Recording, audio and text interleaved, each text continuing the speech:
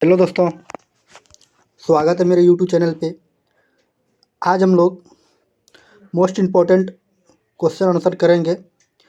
चक्रवात और तूफान, करंट अफेयर्स 2023 का। अगर आप किसी भी एग्ज़ाम की तैयारी करते हैं, bank, SSC, railway, group D या जनरल कंपटीशन की तैयारी करते हैं, तो यह वीडियो आपके लिए लाभदायक होने वाला है। अगर आप इस चैनल पे नए हैं तो वीडियो शुरू से अंत तक ज़रूर देखिए। अगर ये आपके काम का चीज़ है तो चैनल को सब्सक्राइब कर लीजिएगा। सब्सक्राइब करने के बाद बेल आइकन का घंटी होगा, उसको ज़रूर दबाइएगा। और यूट्यूब पर इसका चैप्टर वाइज करंट अफेयर्स का प्लेलिस्ट बना हुआ है, तो बने रहिए इसी वीडियो में। चलिए आज की क्लास शुरुआत करते हैं। चक्रवात से संबंधित महत्वपूर्ण जीके प्रश्न को जानते हैं। ठीक, तो सबसे पहले चक्रवात क्या होता है, इनके विषय में जानेंगे। चक्रवात हवा का एक बड़ा द्रव्यमान है जो कम वायुमंडलीय दबाव के मजबूत केंद्र के चारों ओर घूमता है। इनके बाद नेक्स्ट पॉइंट की बात करते हैं। यह वायुमंडलीय गड़बड़ी के कारण होता है जो समुद्र में कम दबाव वाले क्षेत्र में बनता है। समझे, ये स्टार बना लीजिएगा। इस तरह से इसका इमेज रहता है, एग्जाम के व्यू से काफ़ी इम्पोर्टेंट है। तो ये होता है चक्रवात। अब चलिए जानते हैं चक्रवात से संबंधित महत्वपूर्ण जीके प्रश्न के विषय में जानते हैं। चक्रवात को जापान और फिलीपींस में क्या कहा जाता है? तो टाइफून कहा जाता है। जापान और फिलीपींस में चक्रवात को टाइफून कहा जाता है। ये कई बार एग्जाम में पूछा हुआ है और आगे भी पूछे जाते हैं, इनको याद रखिएगा। एग्ज़ाम के व्यू से काफ़ी महत्वपूर्ण है। इनके बाद नेक्स्ट पॉइंट देखते हैं। चक्रवात के केंद्र में स्थित शांत क्षेत्र को क्या कहा जाता है? तो चक्रवात के केंद्र में स्थित शांत क्षेत्र को आँख कहा जाता है। बात समझे, क्या कहा जाता है? आँख कहा जाता है। भारत के संदर्भ में उष्णकटिबंधीय चक्रवात कहाँ पर उत्पन्न होते हैं? तो उष्णकटिबंधीय चक्रवात जो उत्पन्न होते हैं भारत के संदर्भ में, ये बंगाल की खाड़ी में उत्पन्न होते हैं।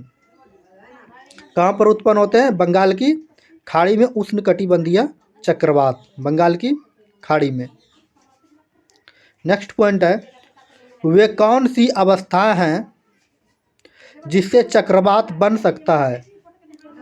तो वह अवस्थाएं हो जाएंगे निम्न दाब का निकाय जिसके चारों ओर उच्च वेग की पवनें परिक्रमा करती है। बात समझे, निम्न दाब का निकाय जिसके चारों ओर उच्च वेग की पवनें परिक्रमा करती है। चीन सागर में उष्णकटिबंधीय चक्रवात को क्या नाम है? तो टाइफून नाम है। और जापान और फिलीपींस में चक्रवात को टाइफून कहा जाता है। नेक्स्ट पॉइंट है, बंगाल की खाड़ी और हिंद महासागर से कौन से चक्रवात उत्पन्न होते हैं? तो बंगाल की खाड़ी और हिंद महासागर में जो उत्पन्न होते हैं, ये उष्णकटिबंधीय चक्रवात उत्पन्न होते हैं। बात समझे, उम्मीद है ये समझ में आई होगी। उनके बाद तापमान और वायु दाब में अंतर के कारण होने वाले तूफान को क्या कहा जाता है? तो ये कहा जाता है चक्रवात कहा जाता है। तापमान और वायु दाब में अंतर के कारण होने वाले तूफान को क्या कहा जाता है? चक्रवात। चक्रवातों की सही दिशा क्या होती है? दक्षिणी गोलार्ध में पवन की दिशा दक्षिणाव्रत और उत्तरी गोलार्ध में वामाव्रत है। बात समझे, उम्मीद है यह समझ में आई होगी। इनके बाद नेक्स्ट देखते हैं, भारत के कौन से क्षेत्र में चक्रवात सर्वाधिक संख्या में होते हैं? तो भारत के कौन से क्षेत्र में चक्रवात की संख्या सर्वाधिक होती है तो पूर्वी घाट में सर्वाधिक होती है।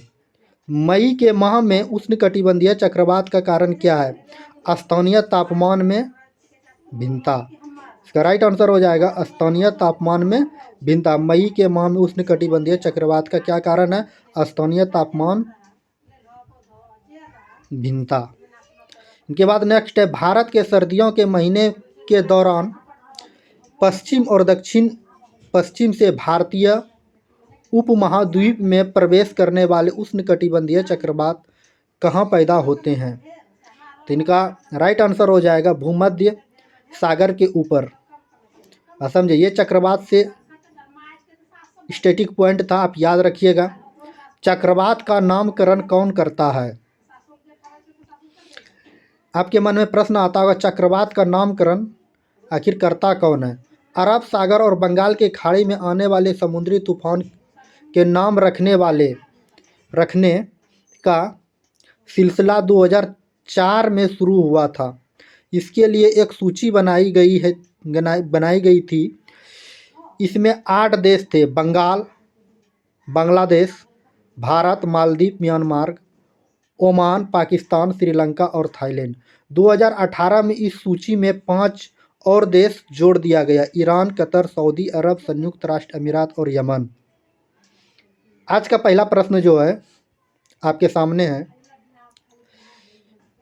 दक्षिण पूर्व बंगाल की खाड़ी में बने चक्रवाती तूफान मिचौग का नामकरण किस देश ने किया?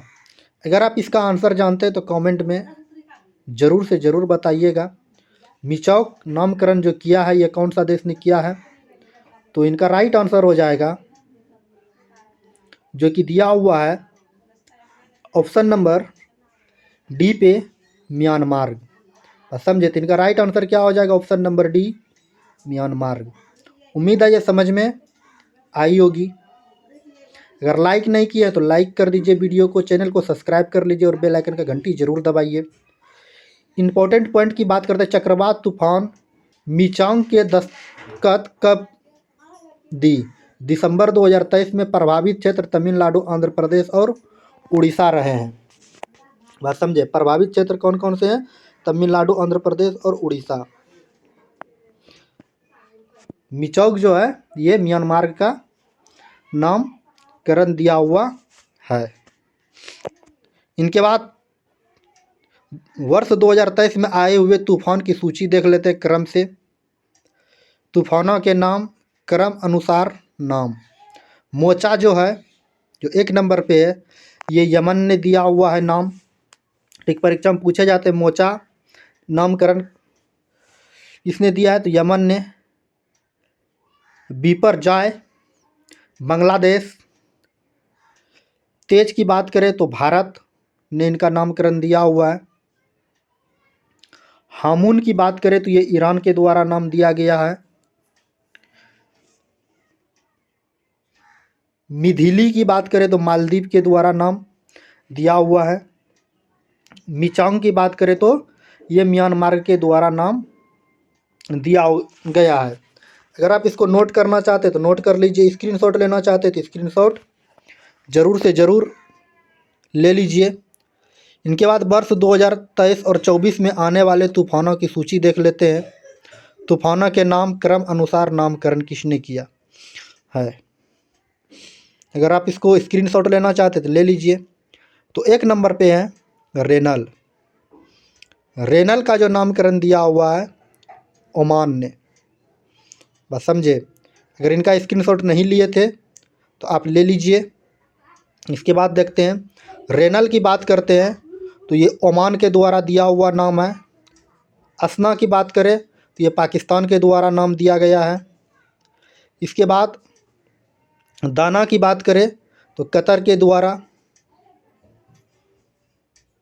फेनगल की बात करें तो ये सऊदी अरब के द्वारा दिया गया नाम है। इनके बाद 5 नंबर पे जो है शक्ति की बात करें तो ये श्रीलंका के द्वारा नामकरण दिया गया है। मोन्था की बात करें तो म्यांमार के द्वारा दिया गया है। सेन्या की बात करें तो संयुक्त राष्ट्र संयुक्त अरब अमीरात के द्वारा नाम दिया गया है। इनके बाद बात करते हैं डिटबा यमन के द्वारा नाम दिया गया है।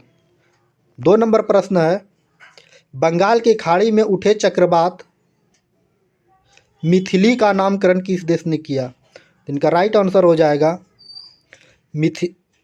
मिथिली का नाम जो करण किया है ये किसके द्वारा किया गया है? इनका राइट आंसर हो जाएगा ऑप्शन नंबर ए मालदीव के द्वारा। बात समझे, मिथिली का नामकरण किसने दिया है? मालदीव के द्वारा। अब इम्पोर्टेंट पॉइंट देख लेते हैं, चक्रवात कहाँ उत्पन्न हुआ? ये चक्रवात जो था बंगाल के खाड़ी में उत्पन्न हुआ था। प्रभावित क्षेत्र की बात करें उड़ीसा, आंध्र प्रदेश, पश्चिम बंगाल और बांग्लादेश। चक्रवात मिथिली ने दस्तखत कब हुई थी? नवंबर 2023 में। आज का 3 नंबर प्रश्न है बंगाल की खाड़ी के ऊपर बने चक्रवात हामून का नाम किस देश ने रखा है? अगर आप इसका आंसर जानते हैं तो कमेंट में ज़रूर लिखिएगा। इसका राइट आंसर हो जाएगा ऑप्शन नंबर सी ईरान।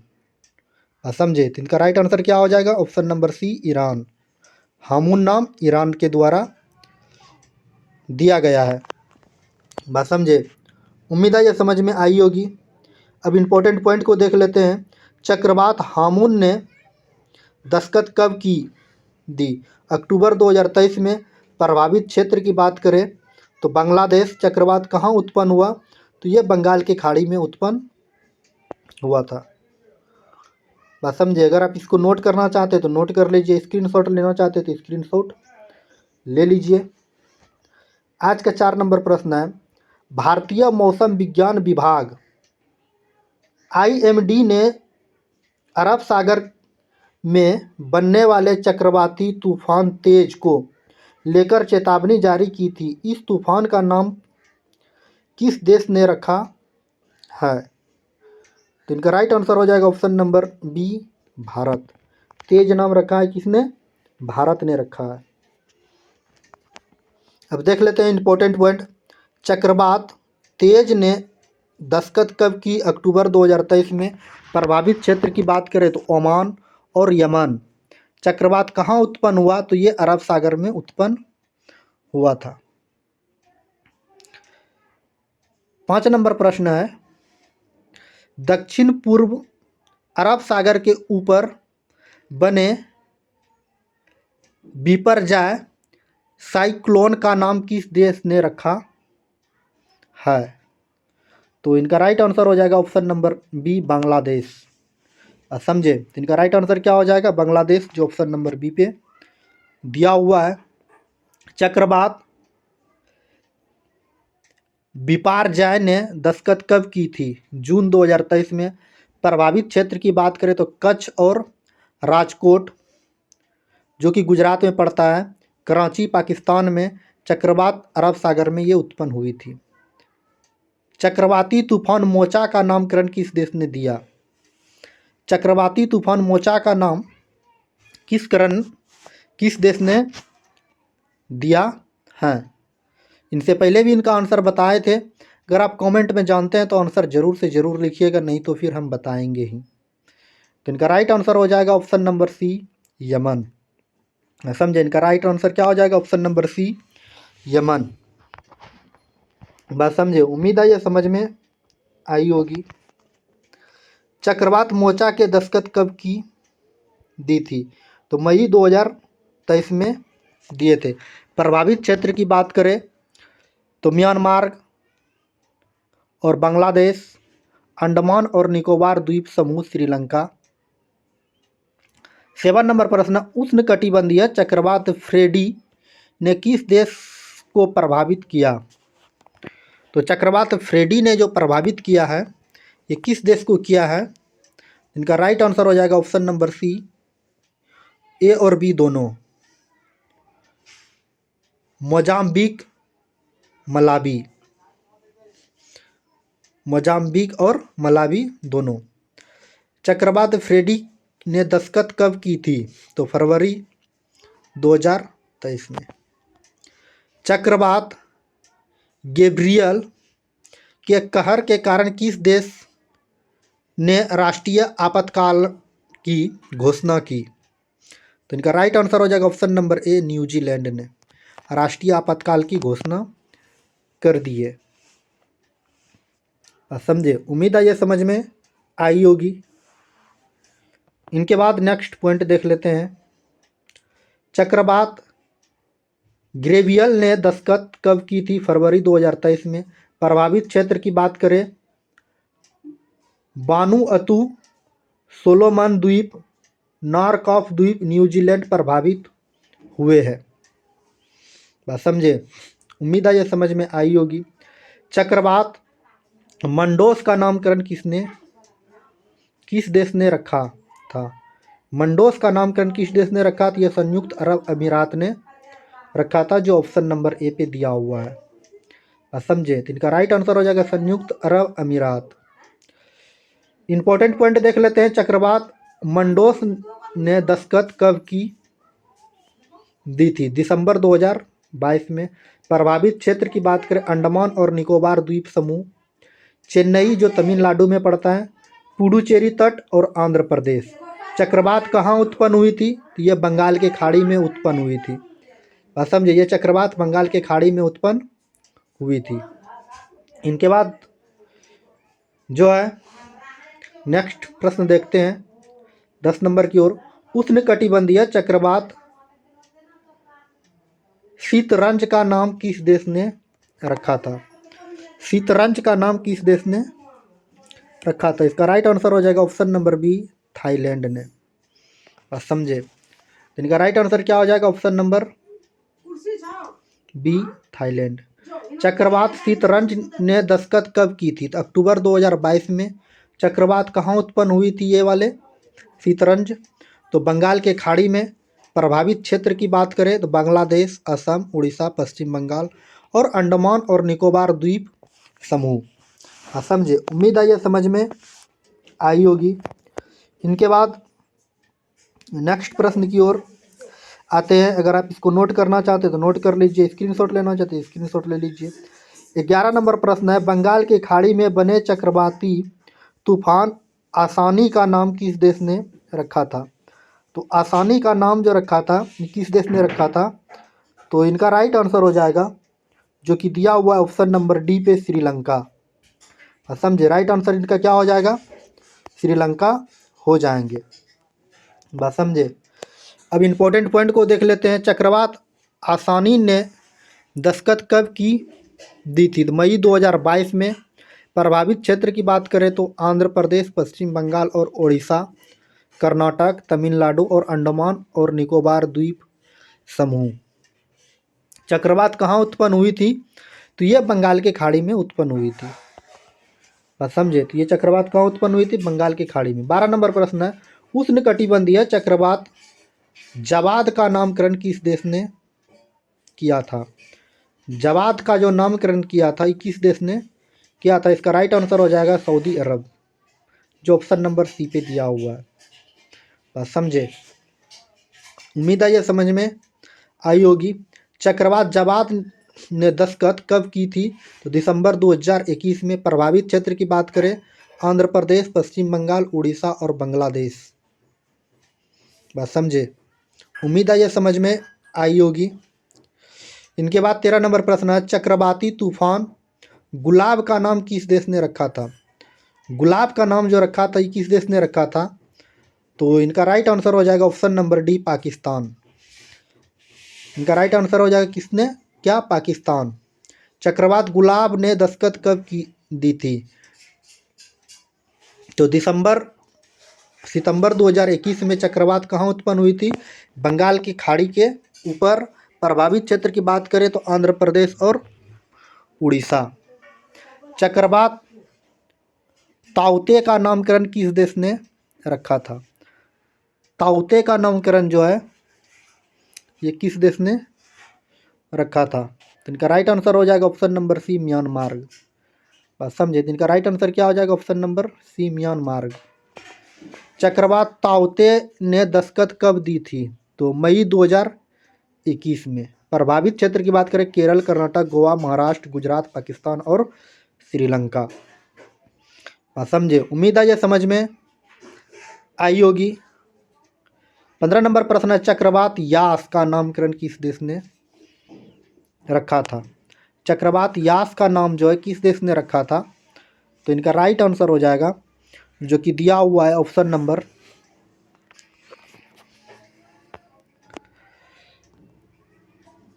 चक्रवात यास का नामकरण किस देश ने रखा था? तो इनका सही आंसर हो जाएगा जो दिया हुआ है ऑप्शन नंबर ए पे, ओमान ने। ओमान इनका राइट आंसर हो जाएंगे। इनके बाद नेक्स्ट देखते हैं, चक्रवात यास ने दस्तखत कब दी थी? तो मई 2021 में। प्रभावित क्षेत्र की बात करें बांग्लादेश, अंडमान और एवं निकोबार द्वीप समूह, बिहार, झारखंड, मध्य प्रदेश, उड़ीसा, उत्तर प्रदेश, पश्चिम बंगाल और नेपाल, इतने देश प्रभावित और राज्य हुए थे। 16 नंबर प्रश्न है, वर्ष 2020 में भारतीय राज्य महाराष्ट्र से टकराने वाले सबसे शक्तिशाली उष्णकटिबंधीय चक्रवात निसर्ग का नाम किस देश ने रखा? निसर्ग का जो नाम है ये रखा था बांग्लादेश ने। समझे। तो बांग्लादेश इनका राइट आंसर हो जाएंगे। इनके बाद नेक्स्ट प्रश्न देखते हैं, चक्रवात अम्फान का नाम किस देश ने रखा? तो अम्फान का जो नाम रखा है ये थाईलैंड ने रखा है। समझे। जो ऑप्शन नंबर डी पे दिया हुआ है। चक्रवात अम्फान ने दस्तखत कब दी थी? तो मई 2020 में दी थी। प्रभावित क्षेत्र की बात करें तो भारत में जो थे पश्चिम बंगाल, उड़ीसा, अंडमान निकोबार द्वीप समूह, बांग्लादेश, श्रीलंका, भूटान, म्यांमार और थाईलैंड। बात समझे। उम्मीद है ये समझ में आई होगी। इनके बाद नेक्स्ट प्रश्न की ओर आते हैं, उत्तरी हिंद महासागर में विकसित चक्रवाती तूफान फानी का नाम किस देश ने रखा था? फानी का नाम जो है ये किस देश ने रखा था? इनका राइट आंसर हो जाएगा ऑप्शन नंबर सी, बांग्लादेश। समझे। तो राइट आंसर क्या हो जाएगा? Option number C, Bangladesh. इनके बाद नेक्स्ट देखते हैं, अगर वीडियो अच्छी लग रही है तो लाइक ज़रूर कीजिएगा। चक्रवाती फानी ने दस्तखत कब दी थी? तो अप्रैल 2019 में। प्रभावित क्षेत्र भारत, पश्चिम बंगाल, उड़ीसा, आंध्र प्रदेश, बांग्लादेश, श्रीलंका। बात समझे। उम्मीद है ये समझ में आई होगी। इनके बाद नेक्स्ट प्रश्न है,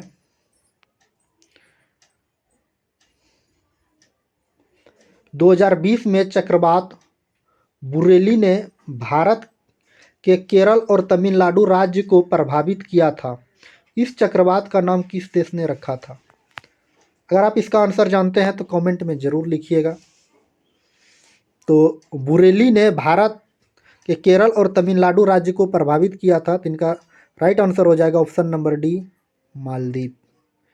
ये किस देश का नामकरण था? तो मालदीव के द्वारा। 20 नंबर प्रश्न है, वर्ष 2020 में उष्णकटिबंधीय चक्रवात निराव ने तमिलनाडु पुडुचेरी तट को प्रभावित किया था। इस चक्रवात का नाम किस देश ने रखा था? तो इसका जो नाम किस देश ने रखा था? इनका राइट आंसर हो जाएगा ऑप्शन नंबर ए, ईरान। समझे। इनके बाद नेक्स्ट देखते हैं, वर्ष 2021 में ओमान और ईरान के तटीय क्षेत्रों में आए उष्णकटिबंधीय चक्रवात शाहीन का नाम किस देश ने रखा था? तो चक्रवात शाहीन का नाम जो रखा था ये किस देश ने रखा था? तो इनका राइट आंसर हो जाएगा ऑप्शन नंबर सी, कतर के द्वारा रखा गया था। बात समझे। उम्मीद है यह समझ में आई होगी। इनके बाद नेक्स्ट प्रश्न की ओर आते हैं, वर्ष 2022 में चक्रवात बत्सीराई ने मेडागास्कर को प्रभावित किया था। इस चक्रवात का नाम किस देश ने रखा था? तो इस चक्रवात का नाम किस देश ने रखा था? इनका राइट आंसर हो जाएगा option number D, Mauritius. Mauritius के द्वारा नाम रखा गया था। चक्रवात कहाँ उत्पन्न हुआ था? तो ये हिंद महासागर में उत्पन्न हुआ था। अब समझे, उम्मीद है ये समझ में आई होगी। 23 नंबर प्रश्न है, वर्ष 2022 में टाइफून मुहिफा ने किस देश को प्रभावित किया था? टाइफून मुहिफा को किस देश ने प्रभावित किया था? उपयुक्त में से तीनों, फिलीपींस, जापान और चीन को भी प्रभावित किया था।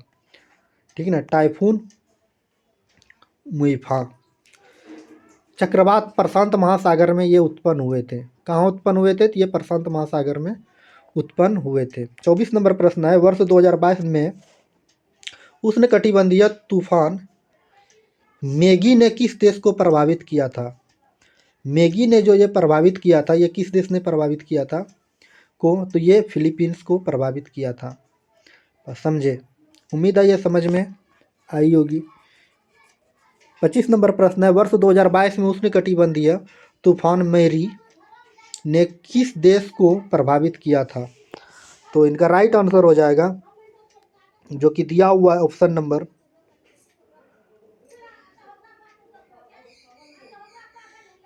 बी पे, जापान। बात समझे, इनका राइट आंसर हो जाएगा ऑप्शन नंबर बी, जापान। इस तूफान का नामकरण किस देश ने किया था? तो उत्तर कोरिया ने नामकरण किया था। ये चक्रवात कहाँ उत्पन्न हुआ था? तो ये प्रशांत महासागर में उत्पन्न हुआ था। बात समझे, तो याद रखिएगा, एग्जाम के व्यू से काफ़ी इंपॉर्टेंट है। 26 नंबर प्रश्न है, वर्ष 2022 में चक्रवाती तूफान हिमानोर ने किस देश को प्रभावित किया था? तो हिमानोर ने किस देश को प्रभावित किया था? तो इनका राइट आंसर हो जाएगा ऑप्शन नंबर सी, उपयुक्त में से दोनों, दक्षिण कोरिया और जापान। इनका राइट आंसर क्या हो जाएगा? दक्षिण कोरिया और जापान हो जाएंगे। बात समझे, उम्मीद है यह समझ में आई होगी। इनके बाद नेक्स्ट इंपॉर्टेंट पॉइंट देख लेते हैं, चक्रवात कहाँ उत्पन्न हुआ था? तो ये प्रशांत महासागर में उत्पन्न हुआ था। 27 नंबर प्रश्न है, वर्ष 2022 में उष्णकटिबंधीय तूफान एलेक्स ने किस देश को प्रभावित किया था? तो एलेक्स ने किस देश को प्रभावित किया था? तो इनका राइट आंसर हो जाएगा ऑप्शन नंबर डी, दक्षिण फ्लोरिडा, क्यूबा, बहामास, ये तीनों देश को प्रभावित किया था। चक्रवात कहाँ उत्पन्न हुआ था?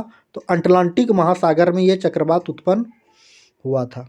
28 नंबर प्रश्न है, वर्ष 2022 में उष्णकटिबंधीय चक्रवात कोडी के नामकरण किस देश को भारी बुनियादी ढांचे का नुकसान हुआ था?